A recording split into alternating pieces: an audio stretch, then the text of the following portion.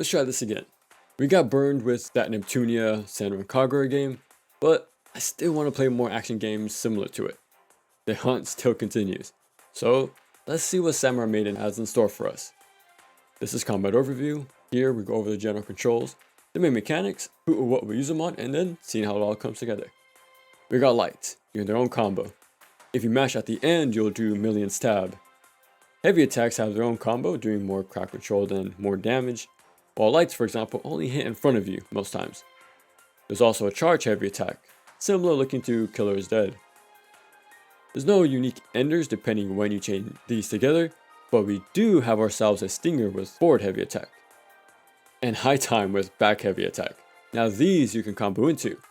Okay, while in the air, you got your light combo and Helm Splitter with neutral heavy attack. You can even double jump, which resets area combos, just the one time.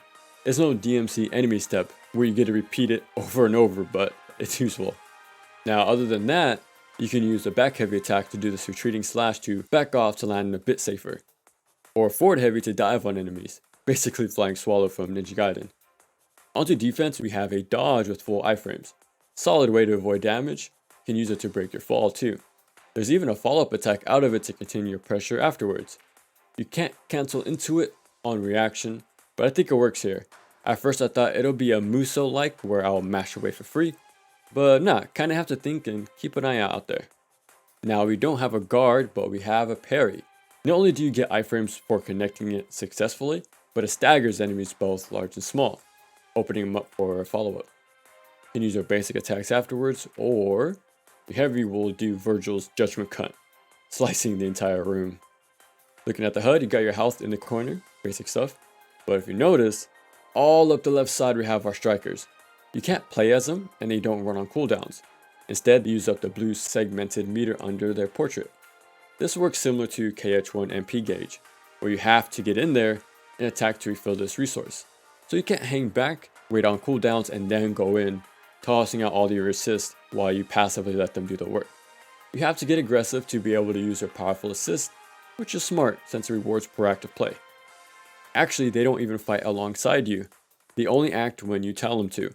You're the one doing the decision making to even put these cool little plays together. So it's all on you, which is pretty good. Alright, as you can see, there's 3 assists and can swap between them with the D-pad. To use their attack, just press circle. This will use a single segment. EO throws fireworks in the short range sweep, kinda like a shotgun but with pretty solid travel distance. Now if you hold it instead, she'll toss out these spitting fire tops at the cost of 3 segments. They linger for quite a while, shredding grounded enemies. Very similar to Kasha in Neo 2. Hagane, best girl, will toss out this electric whip. It lingers quite a while to hit enemies in front of her, but only in a line, and has limited range. It's great to keep a group in check for a while, or keep a staggered enemy stun locked a bit longer. Her held attack is like Kingdom Hearts Thunder, doing this room clearing attack, but it launches smaller enemies, kinda like Kingdom Hearts 2 Thunder. So they have the best of both worlds, which is pretty cool to see. Komimi jumps in to slam her hammer, creating these icicles around her. It's great to clear the nearby area, but anything outside of its short range is, not so strong. But it's great to keep an area in check. Gives you space to land combos, or clear the area underneath you so you can land safely. Holding circle will toss out this tornado. Pretty narrow, but it'll do constant damage to whoever gets caught in it. Even launches enemies too, letting you follow up with some aerial combos. So they have the unique functions and their own attack ranges. Like against these jellies, Firecrackers exposes their core, Yomiuri Slam launches them, and Hagane keeps them in place stun locked. But they have a bit of RPG stuff to them too, because burning enemies you'll do continuous damage, electricity builds their stun faster, and ice lowers their defenses. That's not all, because if you don't position them in a safe spot, they can be interrupted at any point, either during their startup or while active. And if you swap to use another assist attack too early, it'll cancel out their current one to summon the next pick, which means you can waste your meter if you mash these out. So you actually have to think when and where you use them. More than I expected, honestly. Now they also have an ability while they're out and about. Holding R2 with EO drops a bomb, mine, or decoy to pull aggro away from you. She also drops heals. Now some advice with this: once you tell her where to place it, it kinda takes a while for her to get there and do the whole animation. So instead, tell her where to place it and then quickly swap assists. She'll drop it instantly, saving you some time. Hagane, best girl, can pull enemies in or grab far off objects like bombs. Speaking of bombs, Komimi can grab them, chuck them at crowds. Okay, now the process to scroll through each member can be slow and you're stuck to this default order. So you'll wait for them to pop in so you can use their skill or gotta scroll more than you need to. Well, if you hold L1 and press the face button, you can call them instantly. This was super useful. It allows you to attack freely as you summon. Or hold L2 and press either face button to hot swap girls to use their passive abilities or their charge skills, since those don't have a shortcut. Now as you land attacks or get those parries, you flip this devoted heart gauge. Once full, press both triggers to get this buff, and it's different depending whichever assist is currently selected. Now these will add their own element to every single attack of yours. Their meter fills on its own, and in general just refills with every hit a lot better. EO raises your defenses and prevents you from being knocked down or interrupted while attacking. Hagane, best girl, enhances your dodge, having no end lag. And Komimi will cover your health over time. So yeah, I like how they have their unique attacks and rolls. With different elemental damage, some launch, have varied ranges. Yeah, it makes you think about the current situation you're in and use them to the best of your ability. Okay, after each mission, not only do you see this cute group photo, you'll get a rating too. And based on that, plus whatever you collected during the stage, you'll get these purple orbs called Inga, your XP. It's mainly used to upgrade your or your partner's weapons. Upgrading yours will increase your base health, its damage output, and unlock passives. Like better light or heavy attacks, more iframes on your roll, increased damage to staggered enemies, refill assist meters faster, and so on. Yeah, weapons actually have different enough passives. Nothing too wild, but enough there to back up your playstyle, which is pretty nice. Upgrading those assist weapons will improve their skills. Honestly, I never upgraded their stuff a single time during my first playthrough. I put it all on my weapons, and it wasn't a bad idea. You're given 5 weapons throughout your entire playthrough, so I was able to upgrade each weapon a solid amount of time as I got them. And my assists still help a good bit, even with their standard base level stuff.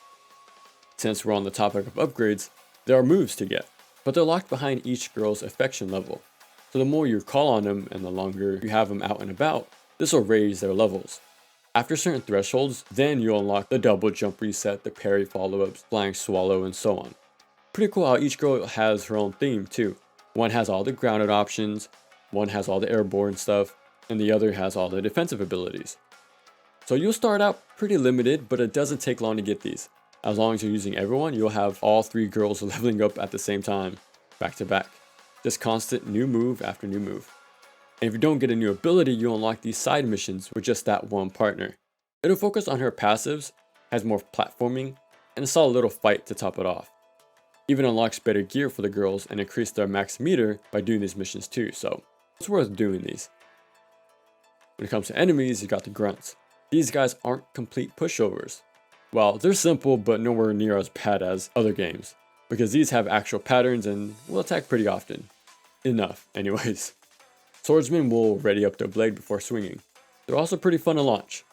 There's even self-destruct versions to keep you on your toes. Spearmen who'll step back before trying to poke you.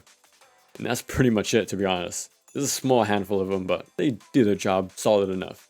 Now about your stinger and launcher, yeah, it can be iffy sometimes. It'll work on them the majority of the time when I want to, but there'll be moments where they just tank the hit, leaving you wide open. And the fact they're usually in crowds, it can be a bit risky. But it makes you think about your assist unique abilities to create better openings for you. These larger guys are guards. They summon a crowd of little guys once they're all defeated. So yeah, they're constantly spawning minions around them, no matter what. Might sound like it'll be a bad time, but the moment it takes for them to summon leaves them wide open for a while, allowing you to do your follow-ups. Or you can risk it, go aggressive, build meter, use assist, and continue your pressure. One of them is a spear. They'll dual wield it before doing this overhead vertical strike. You can dodge to the side or parry it. Or they'll go into this noticeable stab stance. They'll do 2 of them. You can either dodge or parry it as well. And a drill. If they quickly spin, they'll charge soon after. Yeah, you can pair this too. And if you're up close, they'll do the sweeping fire attack to get you off of them.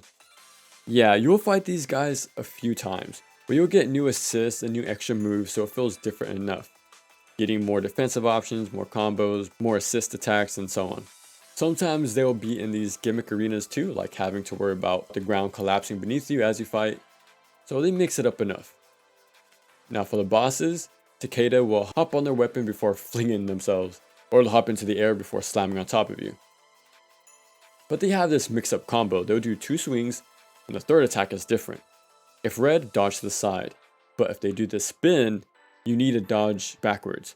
If you dodge to the side, you have a high chance of being hit because you just dodged too early. So they kind of keep you on your toes. Kenshin. They'll lean back a bit before shooting off towards you. The timing is always the same, and there's even a glare or 2 on the weapon for an extra little tell. Now, again, you're going to fight these same 2 bosses throughout the entire game. At the beginning, they have simple combos, but near the end, not only do you gotta fight them at the same time, but their combos actually get extended with more hits, and you actually get more attacks too. Like this one, we got projectile attacks for you to dodge. So they're repeated, but they really make sure to get the most out of these 2. And they're fun enough to fight, so it's not too bad. And for the final boss, you gotta attack their face, all while dodging their sword swipes and summoning these waves of enemies. Attack them enough times and they'll drop their head for you to attack. And that's the final boss. So just like everything else, you're going to see a lot of repeats, with a little difference each time. But they have solid enough patterns with clear tells, readable windups, and even have the glare effect too. So even though there's a limited pool of enemies, sub, and main bosses, they're all pretty well made. And they give you more options and gimmicks around them to make them feel fresh to fight. And that's Samurai Maiden. Okay, now I don't know if this is because of the extremely low bar Ninja Wars set, but I thought this game was pretty awesome. Enemies actually react when you hit them, most of the time. Grunts fill the screen, but still you need to respect them a bit, because power in numbers. But the larger guys have solid patterns of their own, and you can interact with them a few ways with their assist, dodge, or parry them, and so on. And the major bosses are actually pretty damn enjoyable to fight. Take them on like 5 times throughout the main story, and I didn't get tired of it a single time. And the girls are super cute, and they make sure to get their spotlight. With one-on-one visual novel sections, little end screen fanfare showing off multiple animations. There's not just one that's repeated over and over, which is pretty nice detail. Plus they have their own level ups and weapons to unlock, so they can add more options to the combat as well as platforming. It's pretty neat to see.